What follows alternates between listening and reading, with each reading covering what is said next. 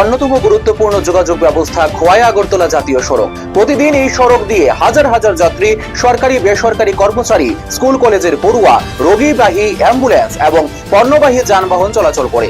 অথচ দীর্ঘদিন ধরে সড়কটির বিভিন্ন অংশ ভাঙাচোরা ও বেহাল অবস্থায় পড়ে রয়েছে। ফলে প্রতিনিয়ত দুর্ঘটনার আশঙ্কা নিয়ে চলাচল করতে বাধ্য হচ্ছেন সাধারণ মানুষরা। বর্ষার সময় পরিস্থিতি আরো ভয়াবহ হয়ে উঠেছে।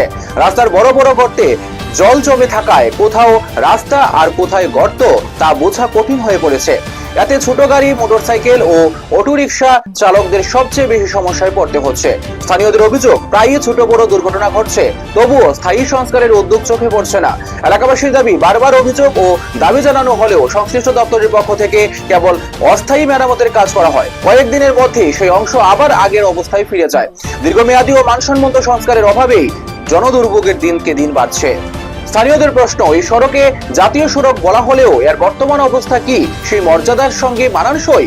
উন্নয়নের নানা দাবি ও প্রচারের মাঝেও যদি একটি গুরুত্বপূর্ণ সড়কের এই অবস্থা হয়, তাহলে সাধারণ মানুষের ভোগান্তির দায় কে নেবে? এলাকাবাসী অবিলম্বে খোয়াই আগরতলা জাতীয় সড়কের সম্পূর্ণ অংশের মানসম্মত সংস্কার, নিয়মিত রক্ষণাবেক্ষণ এবং দ্রুত কাজ সম্পন্ন করার দাবি জানিয়েছেন। তাদের বক্তব্য, উন্নয়নের দাবি তখনই অর্থবহ হয় যখন সাধারণ মানুষ নিরাপদ ও নির্বিঘ্নে চলাচল করতে পারবেন।